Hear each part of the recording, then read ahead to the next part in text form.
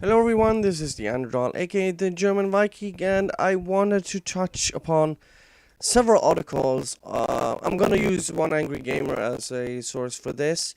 So it's gonna be on Mortal Kombat 11 and the controversy surrounding it. Now, I've been friends with Nurgle, who is a big fan of this franchise, but I have to disagree with him on Mortal Kombat and what I've just seen coming out from this entire debacle all the time. So I'm gonna use quotes and also read two of the articles. So this is one of the articles, have them dressed, especially if they're going to be in combat. I don't know how many people wear a bikini to a fidelity, detail, and realism than we ever have, and that includes materials like we can suddenly do something that really looks like leather, like steel, like cloth, like suede, like velvet. All of those things we didn't have the ability to do before, and so that lets us make much more interesting, realistic costumes. And so we're really just kind of gravitated in that direction. To be honest, I thought we probably went a bit too far with Mortal Kombat 9, and as a team lead, there were certainly members of the team who wanted to go in that direction. And to be honest, I had an influence in dialing it back where it is now compared to where it ended up being in Mortal Kombat 9. And as I look back, I kind of wish that I had pulled it even further back. Now, granted, we are all clearly happy with how the game turned out, and it's our second highest selling one, which is great, but in retrospect, I would have done it differently had we done it today. It's pretty much under control. I mean, at the end of the day, they're going to be selecting costumes that we designed. I'm sure some of them are more revealing than others, just because of the nature of different costume designs. But we did not go as far as we did with Mortal Kombat 9, and it's interesting too, because at any time there is a change with a game that has a really strong following, the initial human knee-jerk reaction is change is bad. This isn't what I remembered. There's nostalgia thing that players are looking for, but at the same time, those are the same players who will say, "Oh, this is just a more of the same. I'm bored if you don't change anything." And so I'm personally a firm believer when you make multiple sequels of a game, or probably any kind of format of entertainment, you need to offer something new, something different. That just makes it more interesting, because because when presented with something new, it's always a better experience than just repeating the known. And this is in regards to the whole removing the costumes from Mortal Kombat 9 and the bikinis. And we move over to also Mortal Kombat 9 removing the OK hand sign from Johnny Cage, where you see the tweets of them calling it Nazis, and basically, yeah, you can read the article for yourself. So that's an strike number 2. And we also have Jax, the whole Jax. There are two different articles. So this one I wanted to touch upon a little bit more closely, because Warner Brothers have gone and censored people who have covered the issues with Mortal Kombat, and they're censoring people on YouTube by manually claiming their videos, which I think is ridiculous. When you look at the, I mean, where is fair use anymore, huh? Ed Boon, why are you so afraid of fair use and criticism on your own game? Now, if people are criticizing, just let them. Just sunlight is the best deterrent, or disinfectant, I should say.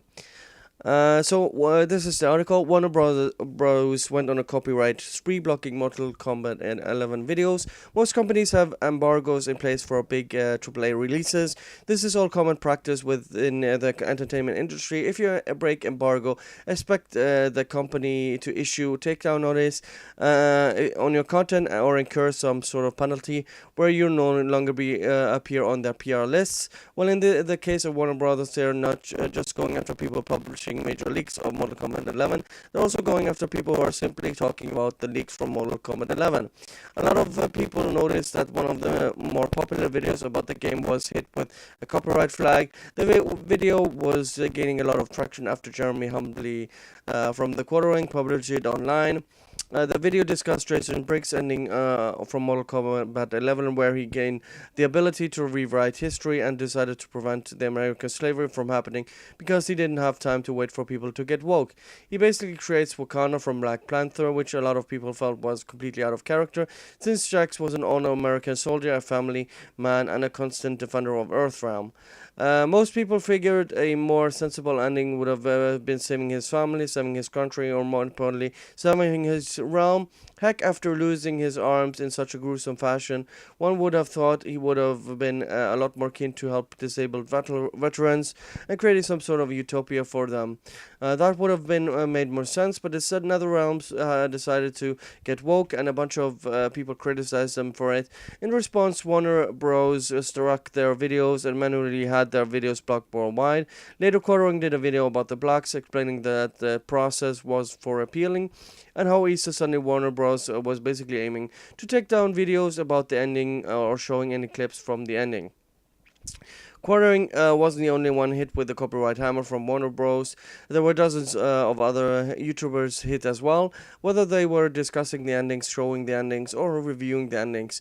YouTuber Nerdette Newsstand discussed the topic as well, along with bringing up the fact that Jax's woke ending wasn't the only one dabbling in politics, but Shao Kahn gets in the action as well. One of his intros sees him stepping in let us make Outworld great again. Now there is a bit of a spoiler here. Shao Kahn bites the dust to his daughter Kitana. He's portrayed as someone who of a pushover tyrant in Mortal Kombat. Wow, really? They've done that as well? Okay. It's pretty obvious that having him get defeated by a woman while spouting one of the Trump lines is something someone at NetherRealm thought would be a good way to score points with a social justice crowd. Some people liked his comments, others felt that it was biting too much into current day politics, and it's true that using memes from right now will make Mortal Kombat feel really dated in years to come. That's a really good point.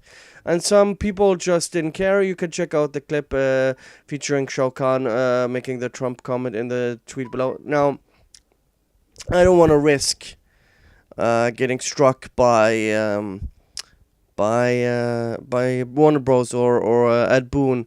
So I'm another realm. So I'm not gonna use any clips. You can go and check it out in the description below, the articles. But I'm not gonna risk it because they've tried it before, and I don't wanna risk my channel. But it doesn't end here. Warner Bros. Has also been going about a video copyright strike fest against a number of YouTubers on Easter Sunday, even when it had nothing to do with Mortal Kombat 11. Vito Gesualdi got hit with almost a dozen ownership claims from Warner Bros. And had basically all of his appeals rejected. Wow. It looks like someone at Warner Bros. Went on a copyright takedown or spree on Sunday. Maybe they were having a bad day and decided to take it on YouTubers. While it's understandable that they would want to take down full videos of various story related content from Mortal Kombat 11 ahead. Yeah, well, this is just basically summing it up.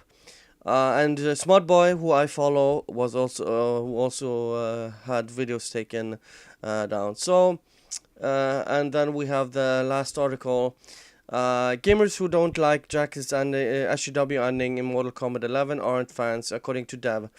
We may have found one of the culprits behind the racist ending in Mortal Kombat for Jax's Tower mode. NetherRealm Studios UI artist Danish Saeed publicly renounced anyone who didn't like Jax's ending by saying they weren't fans. Wow. So, the no true Scotsman fallacy. Daid's comments were in response to an article from OKPlayer who criticized people for not liking Wakanda-inspired ending that NetherRealm gave Jax for his Tower mode ending. The comment was made on April 23rd.